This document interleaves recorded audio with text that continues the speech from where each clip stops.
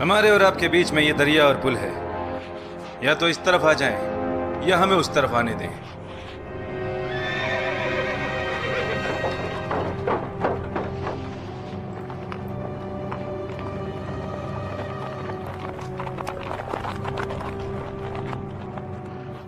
वो चाहते हैं या तो हम उस तरफ चले जाएं या वो इस तरफ आ जाएं।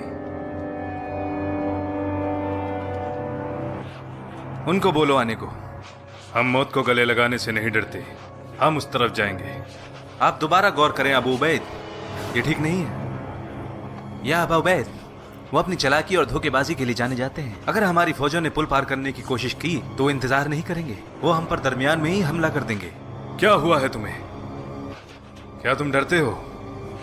अगर हमने पुल पार नहीं किया तो वो समझेंगे कि हम कमजोर हैं। इससे उनका हौसला बढ़ जाएगा और ये उनकी आधी फतह होगी। मैंने फैसला कर लिया है, तो जैसा मैं कहता हूं वैसा करो।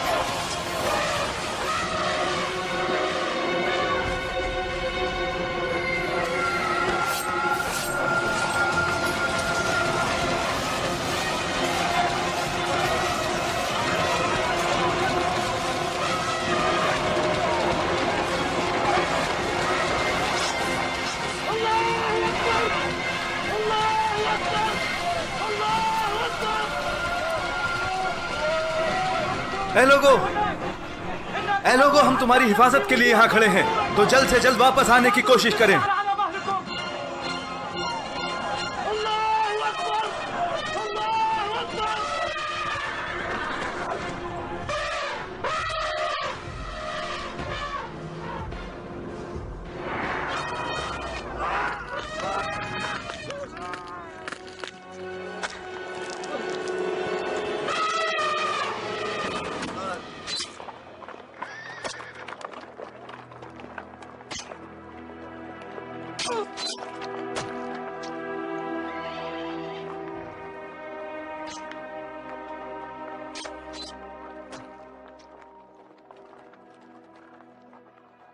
बेशक बेशक हमने पुल की लड़ाई जीत ली है, लेकिन उसमें हमारे 6000 आदमी हलाक हो गए, जबकि मुसलमान तो उस पुल के छोटे रास्ते में फंसे हुए थे।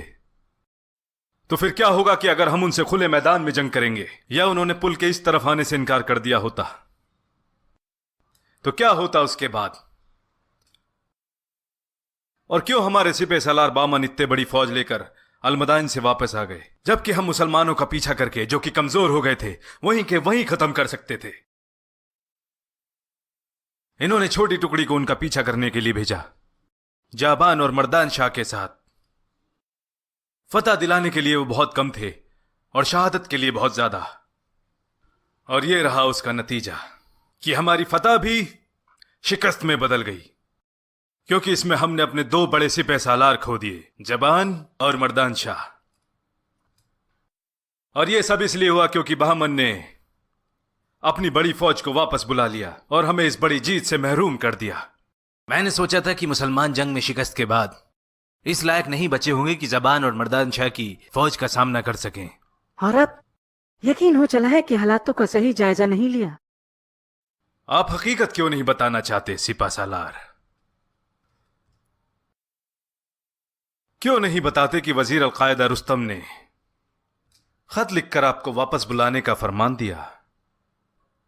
अगर मुझे अमीर और सिपह सालारों की साजिशों का पता न चलता, मैं वही करता जो आपने कहा। मगर हमारा सामना एक वक्त में 2 दुश्मनों से है, दोनों ही आपस में जुड़े हैं। एक तरफ बाहरी मुसलमान हैं, दूसरी तरफ अंदरूने मुल्क दुश्मन। तो क्या आप बताएंगे कि कौन है ये अमीर और सिपह सालार?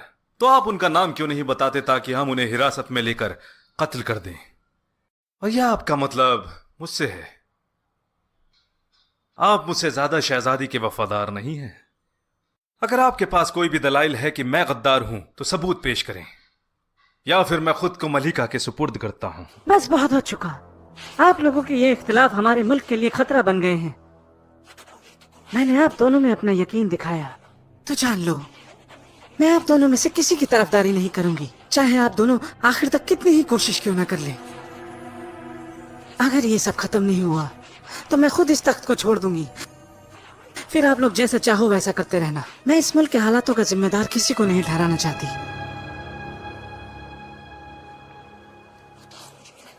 क्या आप मस्जिद जाएंगे ये पहनकर? क्या ये लिबास काफी नहीं मुझे सर्दी और गर्मी से बचाने के लिए? मेरी हैसियत के हिसाब से मेरे 2 लिबास काफी हैं। दूसरे का भी यही हाल। तो आप अपने साहबाओं से कह सकते हैं कि वो आपको तीसरा भी दे दें। ना वल्लाही मैं ये नहीं करूंगा। और आप क्या घर में नमाज कायम नहीं करेंगी? आप जानती हैं मुझे क्या पसंद है। आप मुझे जमात से रोक रहे हैं और इस बात से कि अमीरुल मोमिनीन अपने लोगों को खिताब करेंगे। ऐसा है तो ठीक है, लेकिन सिर्फ दिन की नमाज, फज्र और ईशा की नमाज के लिए नहीं। आपका मतलब ये कोई रुकावट है? उमर अब उस पर रोक लगाएंगे जिसकी इजाजत रसूलुल्लाह ने दी है। आपने फरमाया औरतों पर रोक न लगाओ मसाजिद में जाने से। तो कौन पहले जाएगा, आप या मैं? बेहतर यही होता है कि लोग इमाम से पहले मस्जिद में दाखिल हों।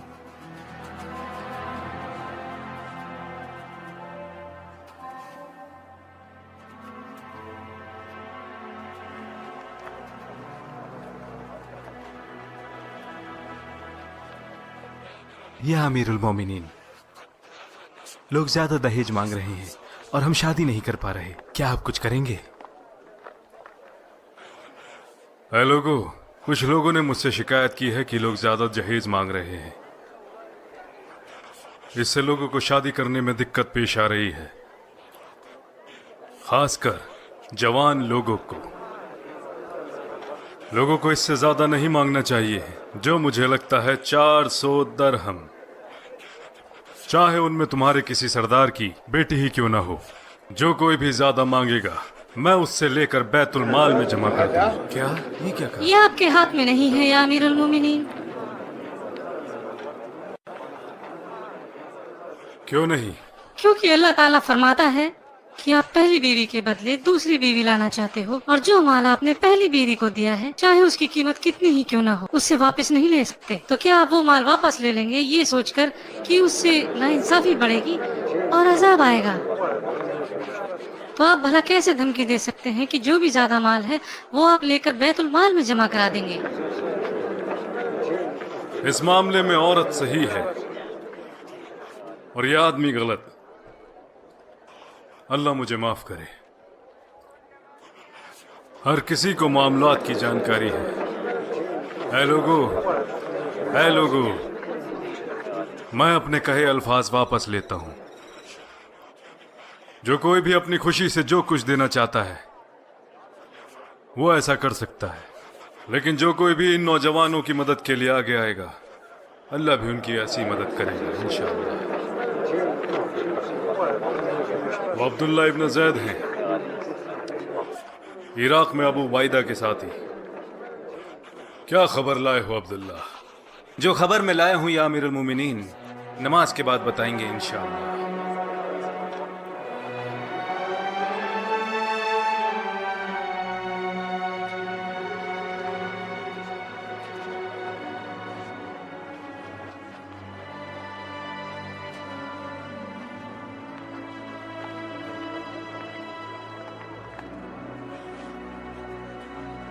ला हौला वला कुव्वता इल्ला बिल्लाह। अल्लाह रहम करे अबू उबैद पर। अगर वो अपना मकाम छोड़कर मेरे पास आते ये बताने कि उनकी तादाद रोमियो के मुकाबले कुछ भी नहीं, मैं उनके लिए मदद भेजता और मैं लोगों से कहता कि उनसे जुड़े। जहां तक अल-मुथन्ना की बात है, मैं अल्लाह से दुआ करूंगा कि उन्हें अपनी नेमतों से नवाजे। उन्होंने हर मौके पर खुद को साबित किया है। इससे पता चलता है कि वो आला नसब से हैं और दलील और अमाल में भी अफजल हैं। वो इराक में तब से जद्दोजहद कर रहे हैं जब हमारी फौजें भी वहां ना थीं। उसके बाद वो मातहत लड़े खालिद के और बाद में अबू उबैदा। उन्होंने खुद के लिए कभी क़यादत नहीं मांगी, हालांकि वो फारसियों के साथ सामने से लड़े। वो वल्लाही हम उन्हें रुसवा नहीं करेंगे। जो भी आज उन्होंने मदद की दरख्वास्त की है, हम उन्हें एक के बाद एक फौज भेजेंगे और एक के बाद एक लश्कर, चाहे इसके लिए मुझे खुद ही क्यों न जाना पड़े। सभी लोगों को जिहाद के लिए इकट्ठा करो। वो जहां कहीं भी हैं उन्हें बुलाओ।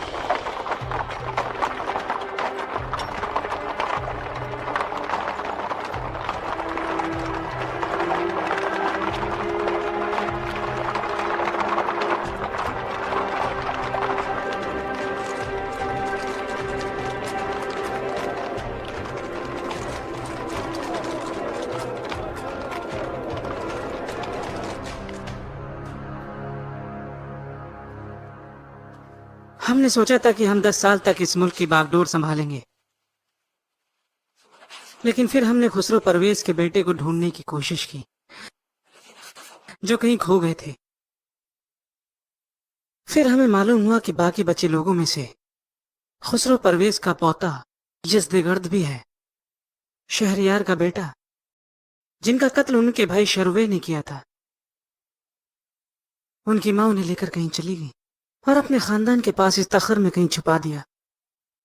वो आखिरी चिराग हैं खुसरो नस्ल के और ससान। मैंने फैसला किया कि मैं 10 साल तक इंतजार नहीं करूंगी। मुझे एहसास हो गया है कि यहाँ के अकायद और यहाँ के लोग तब तक एक साथ जमा ना होंगे जब तक कि एक मजबूत इंसान इनकी क़यादत ना करे। इस तरह ये लोग किसी औरत को मेरी तरह बरगला नहीं पाएंगे।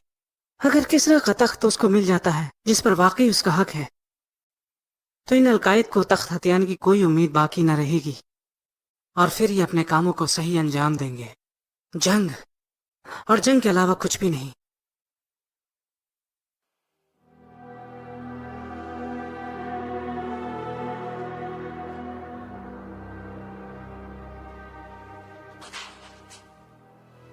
मैंने कोशिश की, मेरा और कोई फायदा नहीं था सिवाय इस मुल्क को बचाने के और इसकी बादशाहत को। लेकिन और ये भी जितना मुझसे हुआ मैंने किया इस मुल्क की आन बान और शान को बचाने के लिए, और इस रियासत को जो हजारों साल पुरानी है कि इस मुल्क का नाम रहती दुनिया तक कायम रहे। यहां से बहुत दूर मुसलमानों की रियायत है। सूखे रेगिस्तान में गरीबी, कच्चे मकान और बुरे हालात हैं। वहां उनका एक बादशाह है जिसे वो खलीफा कहते हैं, जो सारे मसाइल देखता है।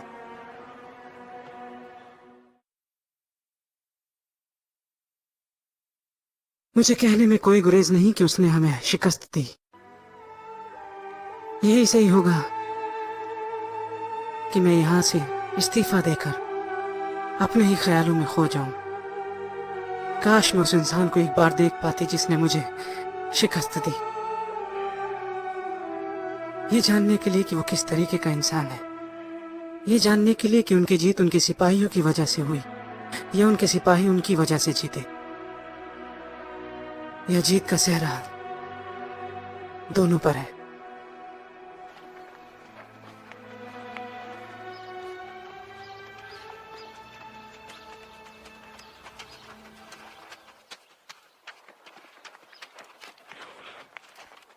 ऐ नौजवान, क्या तुम मुझे अपने साथ ले जाओगे? अमीरुल मोमिनीन, आइए ना अमीरुल मोमिनीन, बैठ जाइए। ना, तुम सवारी करो और मैं पीछे बैठूंगा। लोग आपको पीछे बैठे देखेंगे तो क्या कहेंगे? तुम मुझे आरामदायक जगह पर बिठाना चाहते हो और खुद पीछे बैठना चाहते हो। वही करो जो कहा है।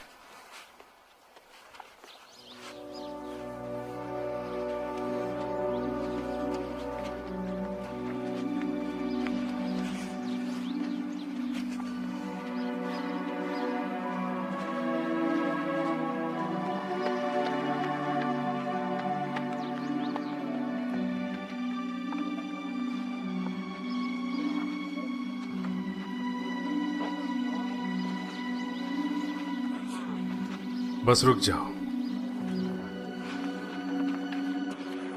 तुम जा सकते। मैं यहाँ आपका इंतजार करूंगा जब तक आप लौट कर वापस नहीं आ जाते। बारकल्लाह, तुम जा सकते हो। जब से तू पैदा हुआ है तेरी जिंदगी का सबसे अच्छा दिन है। अगर तुझे मालूम हो तो वो अमीरुल मोमिनीन है। अमीरुल मोमिनीन, अस्सलाम वालेकुम वरहमतुल्लाह। वालेकुम सलाम वरहमतुल्लाह। मैं यहाँ सदके के ऊंट और उनके चारे का जायजा लेने आया था। कैसे हैं ये? जैसा आपने कहा था अमीरुल मोमिनीन, हमने किसी भी ऊंट को यहाँ आने और चरने से नहीं रोका। और लोगों के बीच फर्क तो नहीं किया? नहीं, सभी के ऊंटों को बराबर चारा और पानी दिया जा रहा है। यही ठीक है। ये जगह मुसलमानों को दी गई है, तो क्या ये सदके के ऊंट और लोगों के ऊंटों के लिए काफी है? हाँ, अब तक तो हम उनकी बारी के हिसाब से उनको चारा पानी देते हैं, लेकिन अगर सदके वाले ऊंट और लोगों के ऊंटों की तादाद बढ़ी तो ये जगह कम पड़ेगी।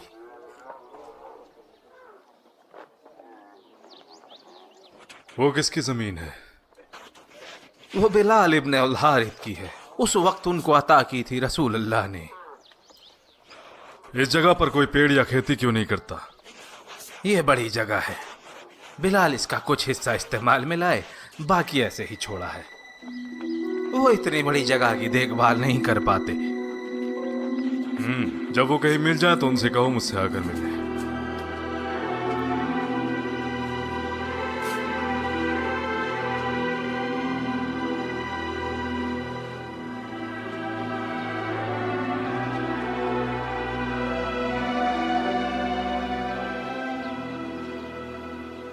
अमीरुल मोमिनीन, या अमीरुल मोमिनीन, वल्लाही या अमीरुल मोमिनीन, ये तो हवा से गिरी है।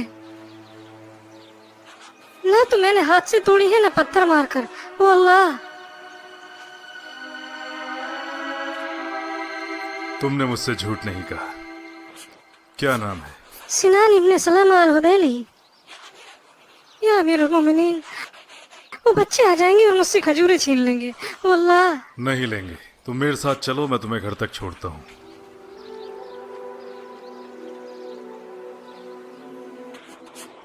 इन खजूरों का तुम क्या करोगे? मैं इनमें से कुछ अपनी अम्मी को दूंगा और कुछ बहन को। बराबर? बराबर, वल्लाही बराबर। तुम्हें नहीं लगता तुम ज्यादा कसमें खा रहे हो? इसीलिए ताकि अल्लाह मुझे किसी बात का जिम्मेदार न ठहराए। ये तुम्हें किसने सिखाया? अम्मी, वो हमेशा मस्जिद में नमाज अदा करती हैं। और मुझे कुरान भी सिखाती हैं। वाकई तुम्हारी माँ बहुत साले जिनका इतना फर्माबरदार बेटा है, लेकिन इतनी ज्यादा हलफ ना उठाया करो, ये तुम्हें गुनाह की तरफ ले जाएगी। मैं ख्याल रखूंगा अमीर अल मोमिनीन। क्या तुम मुझसे वादा करते हो? हाँ वादा वल्ला। मैं भूल गया वल्ला।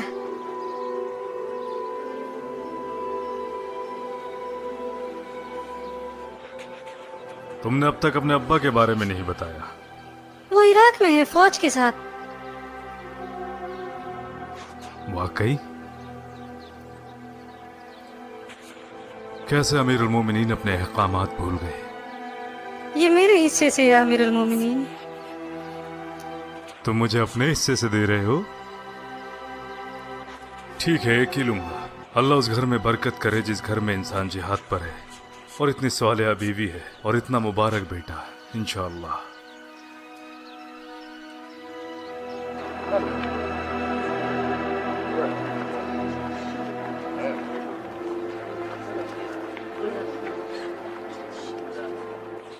जरा अपनी अम्मा को यहाँ भेजो, मैं उनसे बात करना चाहता हूँ।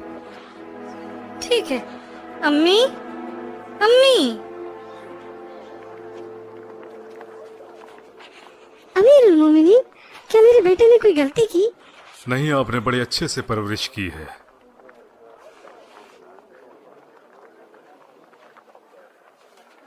मुझे पता चला कि आपके खाविंद यहाँ नहीं है, तो आप मुझे बताएं, किसी चीज की जरूरत तो नहीं? हम ठीक है अमीर अल मोमिनीन। हमारा वजीफा वक्त से पहुंच जाता है क्योंकि अमीर अल मोमिनीन उनका ख्याल रखते हैं। ये मेरी जिम्मेदारी है कि आप लोगों का ख्याल रखूं बहन। जिन औरतों के खाविंद जिहाद पर गए हैं, अगर उनके साथ कुछ खरीदने या बेचने में ज्यादती हो, ये मुझे बिल्कुल बर्दाश्त नहीं। जो कोई भी कुछ बाजार से खरीदना चाहता है, वो अपने बच्चों या खाविंद को मेरे साथ भेजे, तो मैं उनके लिए वो जरूरती सामान खरीद दूंगा।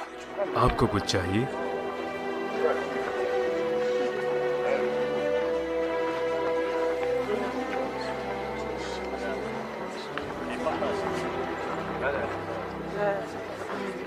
अस्सलाम वाला अमीर अल मोमिनीन। वालेकुम अस्सलाम व रहमतुल्लाह। क्या हाल है लोगों का बाजार में? कौन हिमाकत करेगा धोखा करने की? कौन हिमाकत करेगा धोखा करने की? जिसकी निगहबानी शिफा बिनते अब्दुल्ला करती है और अमीर उल मोमिनीन उमर इब्न अल खत्ताब है। मैं आपके साथ बहुत सारे बच्चे देख रही हूँ जिनके वालिद हमेशा की तरह इनसे दूर हैं। अमीर उल मोमिनीन, तो क्यों ना हम ऐसा करें कि इनके कामों को आपस में बांट लें। कुछ बच्चों को आप अपने साथ ले जाएं और कुछ बच्चों को मैं। इस तरह खरीदारी का काम भी जल्दी हो जाएगा और आपका वक्त भी खराब नहीं होगा। जो कोई भी शिफा के साथ जाना चाहता है वो जाए। क्या हुआ, मेरे साथ नहीं जाओगे? मैं तो खुद बाजार की निगहबान हूँ। अभी सारे बच्चे आपके हवाले हैं, मेरे साथ कोई नहीं जाना चाहता, जैसा लोग हमेशा कहते हैं। अच्छे हैं अमीर उल मोमिनीन। बल्कि आपको कहना चाहिए कितने सख्त हैं। ये आपका अपना नजरिया है, मैं इसमें यकीन नहीं रखती।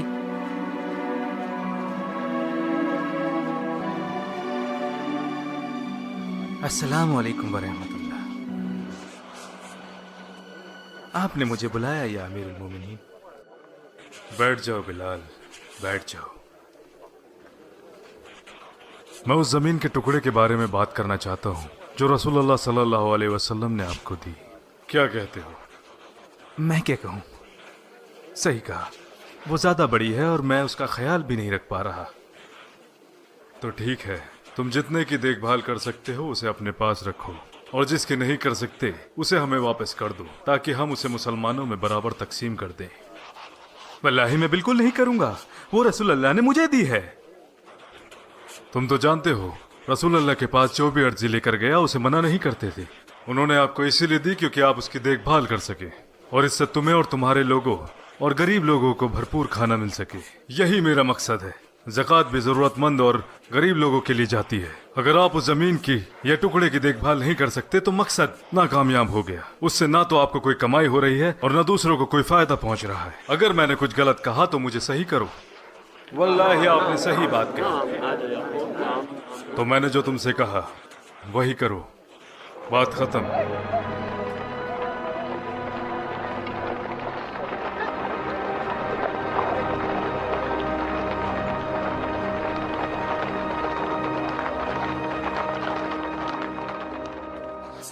क्या आपको आज भी लगता है कि इतने महीनों बाद बादशाह रूम हमारे लिए मदद भेजेंगे ताकि ये घेरा तोड़ा जा सके? घरों और बाजारों से खाने पीने का सामान लगभग गायब हो चुका है। भला वो लोग हमारी परवाह क्यों करेंगे? उन्होंने तो पहले ही अपनी तिजोरियां भर रखी हैं ताकि बाद में उन्हें कोई परेशानी पेश ना आए। भला कब तक ये घेराबंदी खत्म होगी? तो क्या हम मुसलमानों का इंतजार करें कि वो जबरदस्ती अंदर घुस आए और तब वो हमें वो हकूक हासिल होंगे जो एक सिपाही के होते हैं? अगर इसका नतीजा वही रहने वाला है तो क्यों ना हम ये अमनो अमान की बात छोड़ के अपने खानदान और मिल्कियत को महफूज करने की सोचें ताकि उनकी हिफाजत हो सके। मेरा डर है कि अगर उन्होंने रोमियो को हरा दिया तो यहाँ लोग अपनी मर्जी से उनका दीन चुन लेंगे, और ये शुरू भी हो चुका है। तो इसमें गलत क्या है? कोई अपनी मर्जी से किसी का दीन चुनता है जब तक कि उसमें जबरदस्ती ना हो। अगर हम मुसलमानों के खिलाफ रोमियो का साथ देते हैं और रोमियो की नाइंसाफी को मुसलमानों के इंसाफ पर तरजीह देते हैं क्योंकि हम चाहते हैं कि लोग अपना दीन अपनी मर्जी से ना चुने, तब हम भी उस मजबूरी का शिकार होंगे। और तुमने क्या चुना है? हाँ, मैं मुसलमान हूं और मैंने उनके दीन का मतलब तब जान लिया था जब हमारे यहाँ इस घेराबंदी की शुरुआत हो गई थी। अगर आप लोगों को लगता है कि मैंने कुछ गलत किया तो यह आप लोगों का अपना ज़ाती मामला है। मैं आपको वही सलाह दूंगा जो मैंने अपने घर वालों को दी। चल, मैंने कहा चल,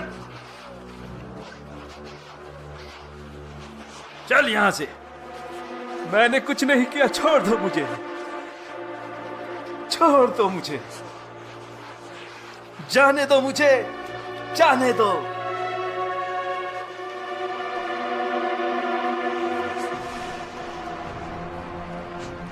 जाने दो मुझे,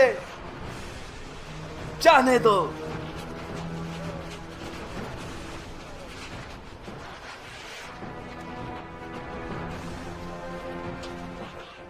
हमें पता चला है ये लोग दुश्मनों के साथ मिले हुए हैं और इनको सजा मिलनी ही चाहिए।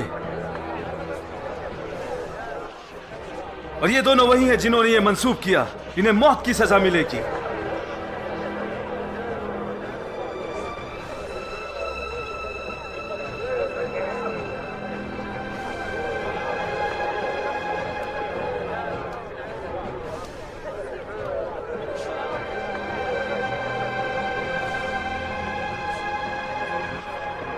रोको इन्हें, रोको, ये तो हमारे लोग हैं।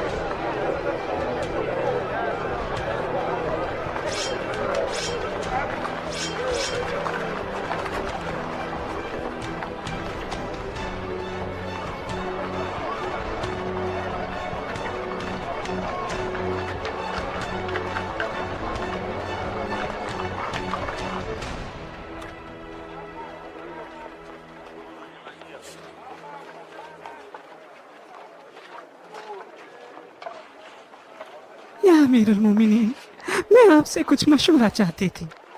मैं भी बाकी लोगों की तरह आपकी आवाम का हिस्सा हूँ, मेरी भी बात सुनिए। क्या बात है? मैंने कुछ उधार लिया था जिसे मैं चुका नहीं पा रही हूँ, अब वो मुझे परेशान करता है।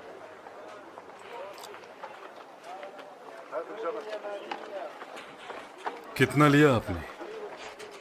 100 दरहम अपनी बेटी की शादी कराने के लिए।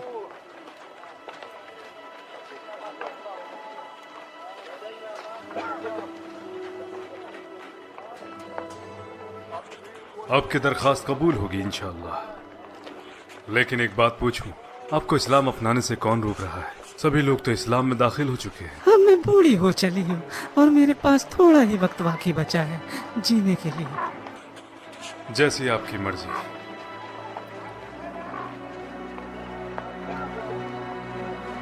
ला हौला वला कुव्वता इल्ला बिल्लाह, ला हौला वला कुव्वता इल्ला बिल्लाह, अस्तगफिरुल्लाह, अस्तगफिरुल्लाह। ये तुमने क्या किया उमर? किस बात की माफी मांग रहे हैं अमीरुल मोमिनीन? उस बूढ़ी ईसाई औरत से, उसे मुझसे कुछ काम था, जो उसकी जरूरत थी मैंने पूरी की, लेकिन फिर मैंने उसे इस्लाम अपनाने को कहा। लेकिन आपने उससे जबरदस्ती तो नहीं की क्या? मुझे डर है कहीं वो ना समझ बैठे कि मैंने उसकी मजबूरी का फायदा उठाया। यह आपकी नीयत के ऊपर है अमीरुल मोमिनीन। आपके अमाल आपकी नीयत से मुतासिर है। ऐ अल्लाह, तू जानता है जो कुछ भी मैंने किया उस पर मेरी नीयत साफ थी, लेकिन फिर भी मुझे लगता है मैंने कुछ गलत किया। अल्लाह मुझे माफ करे।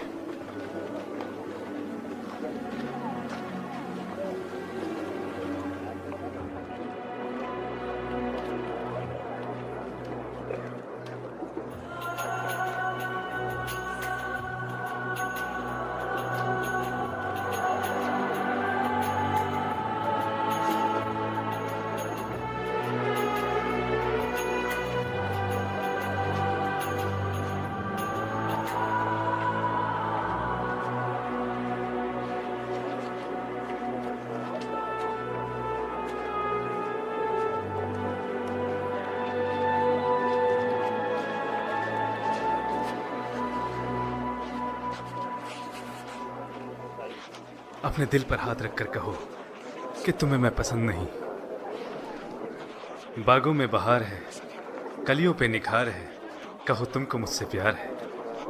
तुम अगर साथ देने का वादा करो तो मैं यूं ही मस्त नगमे सुनाता रहूं। तुझे देखा तो ये जाना सनम, प्यार होता है दीवाना सनम। अब यहाँ से कहाँ जाए हम, तेरी बाहों में मर जाए हम। बोलो क्या कहती हो? क्या बात है, क्यों पीछा करते हो? तेरे मेरे सपने अब एक रंग है, जहाँ भी ले जाएं ये राहें जब तू संग है। मेरे तेरे दिल का था एक दिन मिलना, जैसे बाहर आने पर तय है फूलों का खिलना। ऐसे न मुझे तुम देखो, सीने से लगा लूंगा, तुमको मैं चुरा लूंगा तुमसे, दिल में छुपा लूंगा। सच बताओ, क्या तुम्हारे दिल में मेरे लिए कोई जगह नहीं? मुझे लगता है तुम तब तक नहीं रुकोगी जब तक तुम पर मुसीबत ना आ जाए। मुसीबत? भला मेरे ऊपर कौन मुसीबत लाएगा? तुम तो लाओ ना। वो दोनों।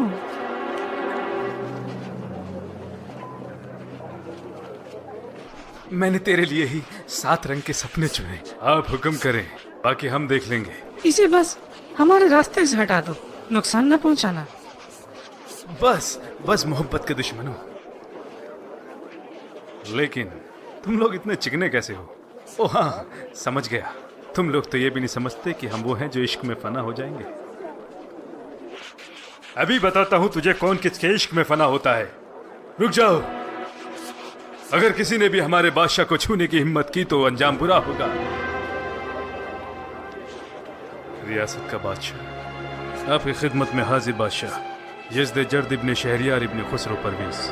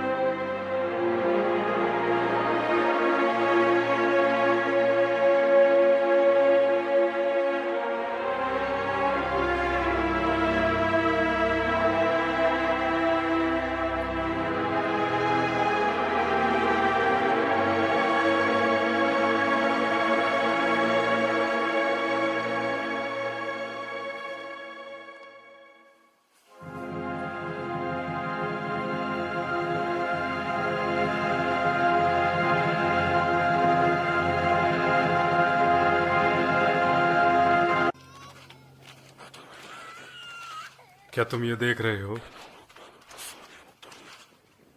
लगता है कोई मुसाफिर हैं जो यहाँ ठहरे हुए हैं।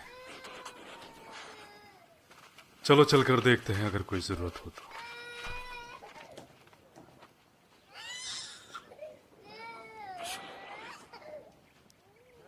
अस्सलाम वालेकुम। वालेकुम अस्सलाम। क्या मैं आ सकता हूँ? अगर कुछ है तुम्हारे पास खाने को तो आओ, वरना जाओ।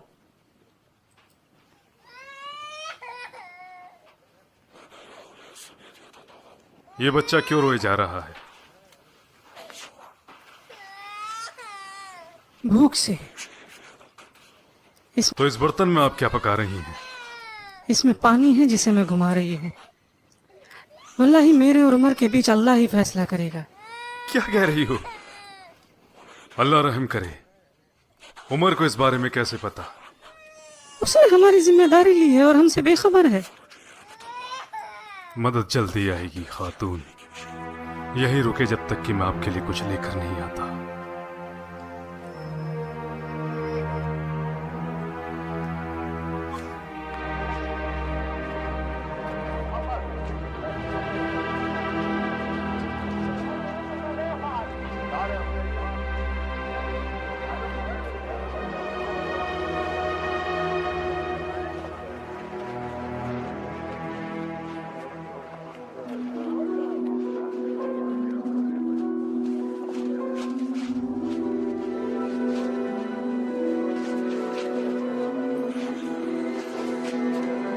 मेरी पीठ पर डालो।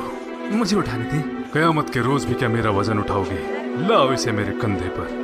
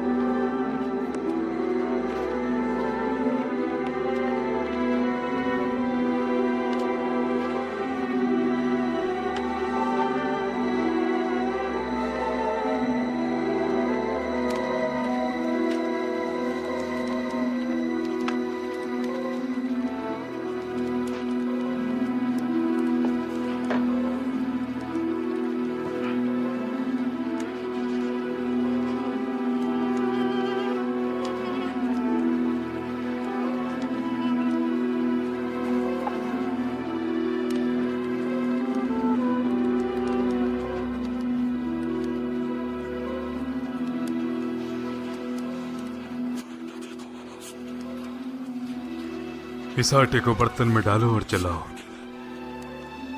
ऐसे नहीं, थोड़ा थोड़ा करके मैं चलाता हूं, ताकि इससे एक गाढ़ा घोल तैयार हो जाए और इससे छोटे और बड़े गुच्छे न बन जाएं।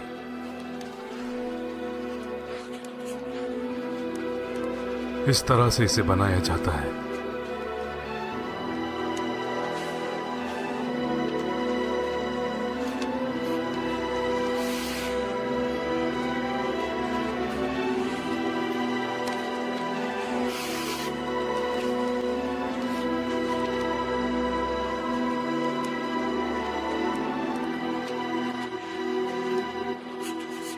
जाओ उन्हें खिला दो। मैं थोड़ा थोड़ा निकालता हूं ताकि ठंडा हो जाए।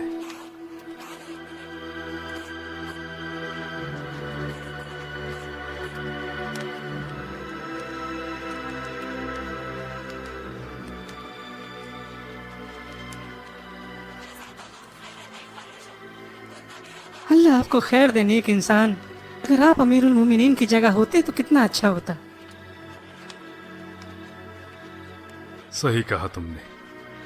कल तुम अमीरुल मोमिनीन से आकर मिलना, मैं तुम्हें वहीं मिलूंगा। वो जरूर तुम्हारी मदद करेंगे इंशाअल्लाह।